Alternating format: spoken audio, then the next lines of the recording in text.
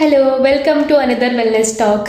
ಇವತ್ತು painkillers ಬಗ್ಗೆ ತಿಳ್ಕೊಳ್ಳೋಣ. ನೀವು ರೆಗ್ಯುಲರ್ ಆಗಿ ಪೇನ್ ಕಿಲ್ಲರ್ಸ್ ತಗೋತೀರಾ? ಸಣ್ಣ ಸಣ್ಣ ತಲೆನೋವು ಪೇನ್ ಕಿಲ್ಲರ್ ತಗೋತೀರಾ? ಅದೆಷ್ಟು ಸೇಫ್ ಅಂತ ತಿಳ್ಕೊಳ್ಳೋಣ. ಸ್ವಲ್ಪ ತಲೆನೋವು ಬಂದ ತಕ್ಷಣ ಪೇನ್ ಕಿಲ್ಲರ್ಸ್ ತಗೊಳ್ಳೋದು, ಸಣ್ಣ ನೋವಿಗೂ ಪೇನ್ ಕಿಲ್ಲರ್ ತಗೊಳ್ಳೋದು, ಪೇನ್ ಕಿಲ್ಲರ್ಸ್ ನ ರೆಗ್ಯುಲರ್ ಆಗಿ ಯೂಸ್ ಮಾಡೋದು ಖಂಡಿತ ತಪ್ಪು. ಯೂಶುವಲ್ ಆಗಿ ಪೇನ್ ಕಿಲ್ಲರ್ಸ್ ನ ಅಕ್ಯೂಟ್ ಪೇನ್ಗೋಸ್ಕರ ಕೊಡ್ತೀವಿ, ಅಂದ್ರೆ ತುಂಬಾ ನೋವಿರೋ ಕಡೆ ಕೊಡ್ತೀವಿ. ಎಕ್ಸಾಂಪಲ್, ಹಲ್ಲು ನೋವು ಆಗಿರ್ಬೋದು, ಗಾಯ ಆಗಿರ್ಬೋದು, ಯಾವ್ದಾದ್ರು ಸರ್ಜರೀಸ್ ಆದ್ಮೇಲೆ ಬರುವಂತ ಪೇನ್ಗಳಿಗೆ ಕೊಡ್ತೀವಿ.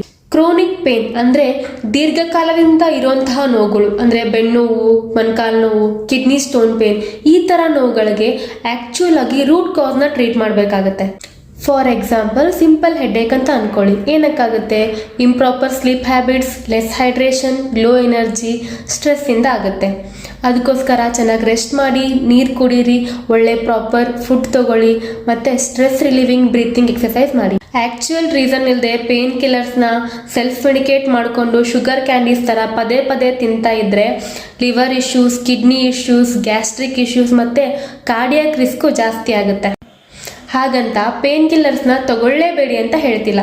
ನಿಮ್ಮ ಡಾಕ್ಟರ್ ಪ್ರಿಸ್ಕ್ರೈಬ್ ಮಾಡಿರೋ ಡೋಸ್ ಹಾಗೂ ಡ್ಯೂರೇಷನ್ಗೆ ಅನುಗುಣವಾಗಿ ತಗೊಂಡ್ರೆ ತುಂಬಾ ಒಳ್ಳೆಯದು. Share this video to those who will take painkillers like sugar candies.